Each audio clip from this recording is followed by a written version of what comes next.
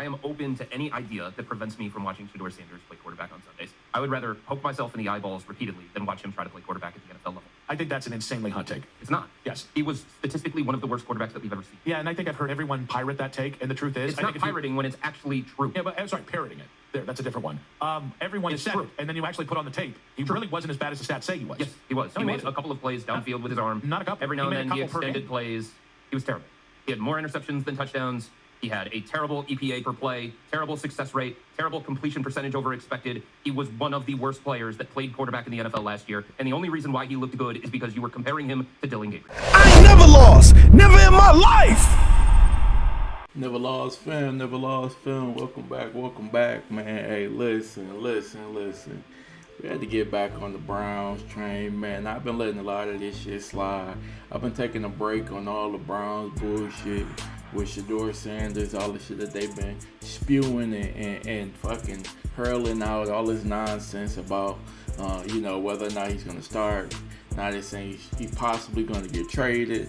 All this bullshit, man. We're going to dive into it, man. I had a video that just couldn't be ignored, man. This is one that set me off, and I'm like, I gotta talk about it because this got to be the most egregious video that I might have seen, man. But I'll just ask y'all this question. Every single time we've heard people speak on Shedeur Sanders, the Jason Lloyds of the world, the Bull, the Tony Grossi, to Anthony Lima, whoever it is, man, they never really talk about his play.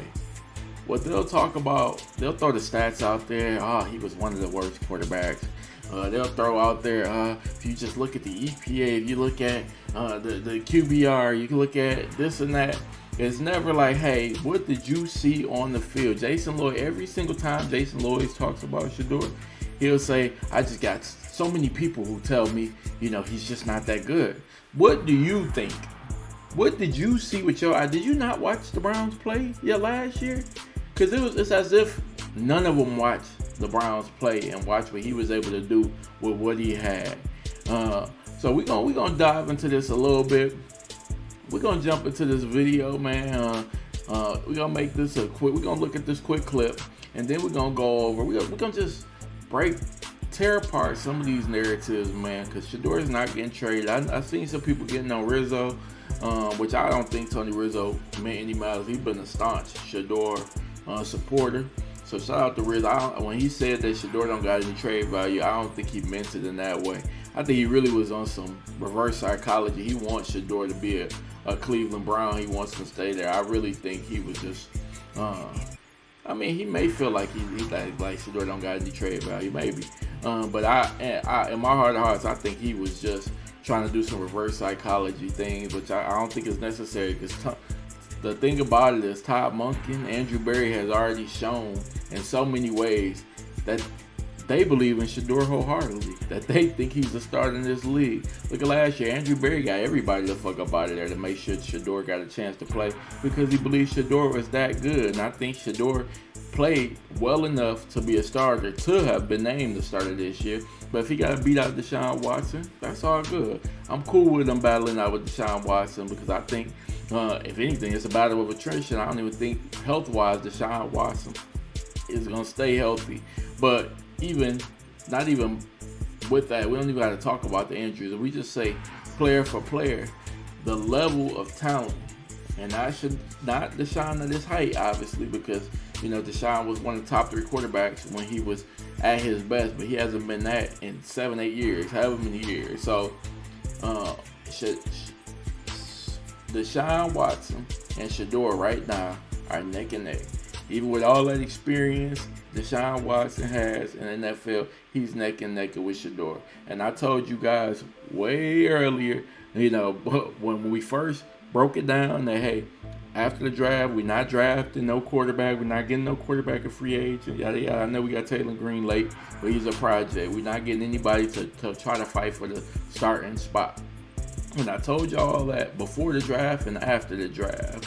I told you, unless Deshaun Watson is leaps and bounds above Shedeur, it doesn't make any sense for the Browns to play Deshaun Watson over Shedeur. B. BDB. Why does it make no sense for him to play Deshaun Watson over Shedeur if he's a little bit better? Even if he's at 80 and Shedeur is at 60 or whatever, like just give it y'all some numbers. Like he's 20 points higher than him or whatever. You think you got an 80% better chance? I mean, you got a 20% better chance to win with Deshaun Watson versus Shedeur. It don't make no sense to play him. Why? One, the chances of the Browns actually wanting to sign Deshaun Watson back are slim to none, even if he had a good season this season. Two, the chances of Deshaun Watson, if the Browns wanted to sign him back. Why? They cheered, the crowd cheered when he got injured. This is for he's fighting for his football life, but best believe he's trying to get on the first thing smoking up out of Cleveland if he can put together a good campaign. So that makes no sense. 3, Shedeur Sanders has already shown you that he has elite pocket mobility, elite accuracy, elite play. You know, he can extend plays. You know, he's reading defenses. He's learning on the fly, and this was all without any practice reps. He learned all this within a few weeks. He won you 3 games. And y'all can say, oh, he didn't win the games. It don't matter. He was the starting quarterback. Whether you like it or not, he didn't lose the game. So, you know, I'm going on a little bit of a tangent, but if it's anywhere, unless Deshaun Watson is leaps and bounds way better than Shedeur, which he's already shown he's not, there's no way they're going to start him over. I just don't believe it. There's no world where Deshaun Watson starts over because it doesn't make sense for the long haul. Deshaun's not going to stay. But let's jump into this video. Once we jump into this video, we'll listen to this asinine shit, and and then I'm gonna just we're gonna debunk some of this, man. We're gonna debunk some of this. I've been trying not to get them these views, but Jesus Christ, this one right here, this got egregious. Let's check it out. I am open to any idea that prevents me from watching Shedeur Sanders play quarterback on Sundays. I would rather poke myself in the eyeballs repeatedly than watch him try to play quarterback at the NFL level. I think that's an insanely hot take. It's not. Yes. He was statistically one of the worst quarterbacks that we've ever seen. Yeah, and I think I've heard everyone pirate that take, and the truth is... It's not pirating when it's actually true. Yeah, but I'm sorry, parroting it. There, that's a different one. Everyone said it, and then you actually put on the tape. He really wasn't as bad as the stats say he was. Yes, he was. So, quick pause already.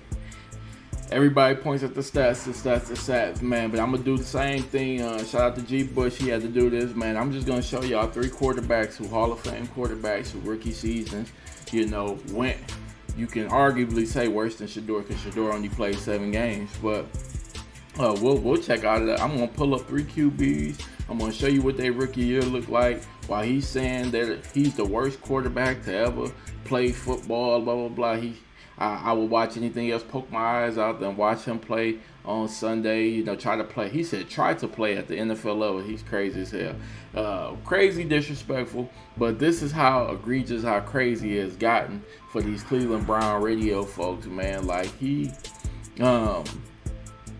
looks like he sincerely believes that Shedeur isn't that good, but you'll see as he talks, it's never about his actual play. He's just talking about the numbers. If you watched him play, like I watched him play, like you guys watched him play, you'll see he was, every game he got better. He was getting better.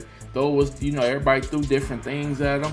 At first they would blitz all the time. And he started bombing over their head with Isaiah Bond, hitting people over the head, you know. He hit Jerry Jeudy on the deep palm. He hit Harold Fannin. Like once he start going over the top, all right, nah, the blitzing every play, that ain't gonna work. All right, now we're gonna try to trap him with some zones or whatever. We're gonna blitz off the side, make him make a quick decision. We're gonna drop back a lineman or a linebacker late. We're gonna bring him up to the line like they blitzing, and we're gonna drop him off late, see if we can trick him on and get an interception. That was working, okay. Then that stopped working, okay. This is what we gonna do, man. We're gonna just play complete zone or whatever. They O-line is bad. We're gonna drop some people back to coverage or whatever. We're gonna just let front fours rush them or whatever. Y'all should be able to get home in time. He start picking apart them zones. It's like, okay, nah, we have to switch it up all the time. We gotta keep this rookie's mind he got to keep his gears turning because we can't let him know what he's going to do because he knows the spots to go and pick apart to make plays or whatever. If you see, he improved every single game, man. But like I said, it's disingenuous takes like this that piss me off and make me have to come online and defend Shedeur. But I'm going to let him keep going. A couple of plays downfield with his arm. Not a couple. Every now and then he extended plays. He was terrible. Couple per game. He had more interceptions than touchdowns.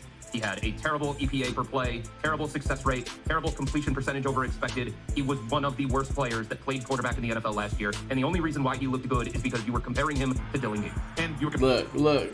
And then we got that. So this, again, disingenuous at its finest, bro. Like, he said the only reason Shedeur Sanders looked good is because you were comparing him to Dylan Gabriel. Well, who else was he supposed to be compared to? He was fourth on the depth chart. He had to get compared to Kenny Pickett. Kenny Pickett got traded. He got to be compared to Joe Flacco. Joe Flacco got traded. Then he got to get compared to Dylan Gabriel. Dylan Gabriel got benched. And Shedeur took over the starting job for good. That was his rookie mission, to go from fourth on the depth chart to number one on the depth chart. That was his goal. His goal wasn't to be better than Josh Allen. His goal wasn't to be Patrick Mahomes. His goal wasn't to be Matthew Stafford. His goal wasn't to throw for 40 touchdowns and 5,000 yards. His goal was to get from fourth on the depth chart to first on the depth chart. And he succeeded. In half a year. In half a year, I might add. And, a little bit over half, but y'all get the gist. You get the gist. So to me, that's a successful season. Instead of praising them for going from fourth to going to first and winning more games. The other, Dylan Gabriel won one game. Joe Flacco won one game. Kenny Pickett didn't see a game. He got traded to Oakland. I mean, not Oakland, Jesus Christ, LA. Shedeur Sanders won 3 games. 3 games. After not getting any reps in minicamp, training camp, preseason, everything. After, being shunned and coach wouldn't even say his name for weeks and weeks and weeks at a time. Won't even want to talk, not even mention him, not talk about him. Everybody's waiting and one Shedeur, Stephen Stefanski don't even want to say his name. He put that nigga with the ball boys, throwing into garbage cans, threw him in the back of the back, like he was on field 7. Niggas didn't even know he was still on the team. And he still won 3 games after all that. And you don't praise him for that. You try to make that seem like he was just so horrible. You don't give him any credit for going through all the obstacles and getting better each time. You use that as a point against him. He played so bad. Well, he never got any reps with any of these dudes, and he still was able to win 3 games with them. Jerry Jeudy couldn't catch a pass to save his goddamn life. He lost his top running back. He lost his top tight end. He lost all his linemen. The defense was checked out immediately because they won in the playoffs. This shit is egregious, man. We're gonna listen to a little bit more of this, man. And then we're gonna debunk all this shit. It's really pissing me off. Comparing him to Joe Flacco, who struggled in the same offense, who looked worse. Looked as bad, if you want to go that way, in the same offense. Has no feel for pressure. None whatsoever. Disagree. I disagree with the no. I disagree with the Holds absolute. onto the ball too long. Tries to make the big pull. I'm gonna make sure I show y'all his feel for pressure because I did a whole short on that. But we're gonna keep going. Play. Did you see the offensive line he was playing with? Did you see the skill players he was playing with? Always the offensive line. Always the not skill always. players. Not always. Never Nothing. Listen. This is always the offensive line. Always the skill play. And it's football. What the hell y'all want to call hike and run it to the end zone every goddamn time? He has to throw to somebody. He has to get blocking. He needs a running back. Like, what the fuck? This is the most insane take. And as we keep going, you're going to see how dumb he sounds and how dumb his take is. Because this guy, I can't remember his name. I want to call him Ken, but he isn't Ken. Ken is on the other show.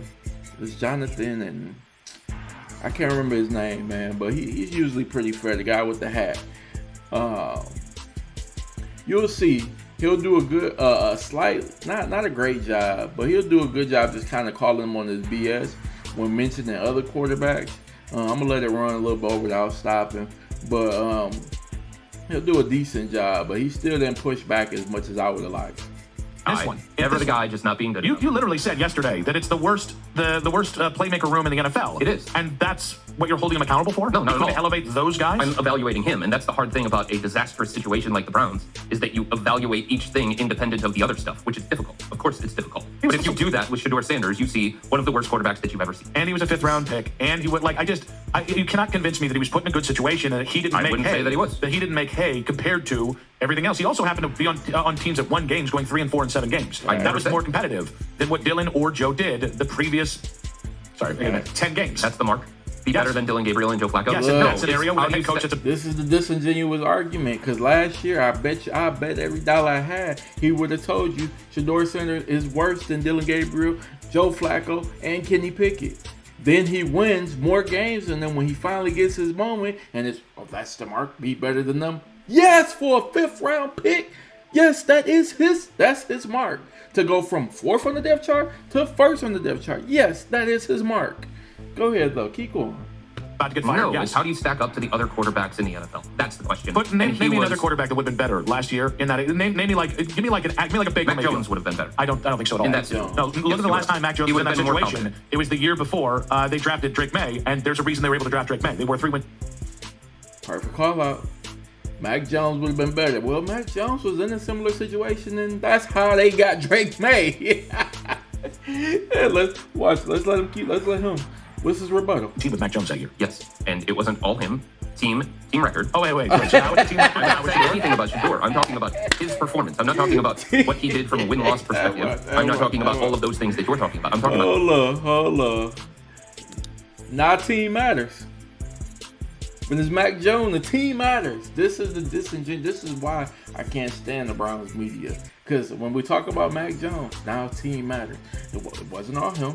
What the fuck? Shedeur had a depleted offensive line. His top running back was Quinshon Judkins, hurt. Harold Fenner, his best breakout rookie. These are both rookies too. Tight end, out, injured for the year. Both of them injured for the year. His best receiver, Jerry Jeudy. That might have been the most drops he had in his goddamn career in the season. Drop pass after pass after pass after pass. His center said, I've never heard his cadence before that game when he got through against the Ravens. I've never heard his cadence before. Hell, we was working on the fly. Like, the fact that they don't account for none of that shit matters when they're talking about Shedeur, but all of it matters when you're defending somebody else is crazy. It's crazy, man. I don't even know if I want to watch the rest of this clip. That's pretty much what I wanted to show you guys on that. We're going to get off of there. Because it's pissing me off. But that's how disingenuous that this Cleveland media gets, man. It's not logical. It's not about logic at all, man. It is strictly about, their feelings, man. Honestly, I think G. Bush hit it on the head, man. He said that the media don't want to be called out on, their shit. Basically, they don't want to, when they have a take on Shedeur or a take on the Brown, they don't want people really, really paying attention and picking it apart and actually seeing how accurate it is and calling them out like, man, this ain't right. That's not accurate. That's not good. Nah, that's a complete lie. Because they've been looking smart in the rooms they're in, man, with nobody fact checking for forever. They were able to write their little articles, they were able to do whatever, talk on the radio, and nobody ever gave them any pushback. But then you get a celebrity, a star like Shedeur Sanders in the building, and you try to spew those lies, and then you got thousands of people, if not hundreds of thousands of people on the internet like, hey, that's a bold-faced lie. And now your integrity is being challenged. Now, if people wonder, is he really that good at his job? Man, we was just kind of rolling with him. We was taking his word as gospel, but they just proved in 2 seconds that half of that article was a lie. And they don't like that now. They like, hey, man, I'd rather poke my eyes out than have Shedeur Sanders on this team. Why? Yeah, because when I'd like to get on the radio and tell lies and say whatever, man, I don't like people challenging me. I don't want a caller calling in saying I'm dead wrong. I don't like callers calling in and being able to say, hey, man, you was dead wrong on that stat. You messed up. that whole article was wrong. You was dead wrong. So yeah, like I think G. Bush, they rather have Shedeur completely gone and not have to deal with that, man. And they can spew their lies to their people, and people just think they smart and like think they know what they talk about without having to ask them, hey, do you actually watch the football game? Because if you ask me, I don't think Jason Lloyd watched any football games. He's never said his own opinion about how Shedeur Sanders plays. All I've ever heard him say is, I've heard too much from people in the building saying he's not good enough. What did you see with your eyes? Hey, but I told y'all, man, we was just going to fact check some of this stuff. We ain't even going to dive too much into it, but I just want to show y'all. We're going to start with what some other rookies have done, man. We're just going to go 3 quarterbacks. I got 3 up here. Phenomenal quarterbacks, man. Hall of Fame QBs, the best of the best. Peyton Manning, Josh Allen, Matthew Stafford. Hall of Fame quarterbacks, the best of the best. Let's see their rookie campaign. Peyton Manning, rookie year. He went for 3,739 yards, 26 touchdowns, 28 picks. More picks than touchdowns. 3,700 pass yards isn't that bad. 71.2 passer rating. 56.7 completion percentage. 3-13 as his record. He played all 16 games. It was 16 games then. He played all 16 games. Hey, to me, that's pretty comparable to what Shedeur would have did in 16 games. He probably would have did better than this, but pretty comparable. Let's go to the next one, Josh Allen. Josh Allen, 2,074 passing yards, 10 TDs, 12 picks, 67.9 passer rate. He did have 8 rushing touchdowns and rushed for 631 yards, but passing wise, pretty terrible. He had a 5-7 record, so he played 12 games. Look, 52.8% completion percentage, again through more picks than touchdowns. Passer rating wasn't the best, 6.5 yards per attempt. Again, another Hall of Fame quarterback. And I know what y'all gonna say about these QBs. Well, they were all projected to be great in first round picks and da-da-da. This is why the 5th round pick thing was so egregious, because they're gonna keep leaning on that and saying he shouldn't get the opportunities that these quarterbacks got to get better and become great because of his draft position. But that does not matter. Right now, Shedeur Sanders has already shown you he can win games. He already showed you he's a leader of men. People rally around him. And he already showed you he has big play capability and elite accuracy. For any other quarterback, that would be more than enough to give them at least a 3-year span to see what they can be in the NFL. And they don't even want him to give an opportunity with a full offseason to see to prove everybody wrong in Browns media, because I think everyday people know how good Shedeur Sanders is. It's the media who keeps spinning it. Let's go to the last one, Matthew Stafford. Matthew Stafford played 10 games. He had 2,267 passing yards, 13 touchdowns, 20 picks. Again, another Hall of Fame QB, man. Another Hall of Fame QB. Again, this is just to show you that what Shedeur did, stat-wise, is not abnormal for a rookie, especially a rookie who had no reps, especially a rookie who didn't get the opportunity, who didn't get opportunity to work with the first team at all. Because one thing for sure, all offseason they got to work with the first team. They played with the first team in the preseason. They knew their cadence. They knew the route timing with them. They worked with them. And Shedeur never got the opportunity. He was throwing the garbage can on field goddamn 7. And he still was able to come in and win 3 games and put up one of the best games for a rookie ever in the history of football. In that game versus the Titans. So you can't tell me you didn't see greatness in there, something you can build off of, something that you can pull out and make a good quarterback out of. Not to mention, if you look at his college and what he did at Jackson State, you look at what he did again at Colorado. Shedeur Sanders has shown he has been nothing. He gets better every single year with time. Once he figure out the system, he's more incorporated, gets relationships with them receivers, man. There's nothing he can't do. He lights teams the fuck up, man. I just wanted to touch on that real quick, man. I appreciate everybody for listening. BDB, NevaLoss Pod, man. Like, comment, share, subscribe. We out here, man. Money made, never lost. Finals MJ, never lost. Cassius Clay, never lost. Edge Bros, yeah, come from a different cloth. Get rich or die trying, that's law. No fly zone.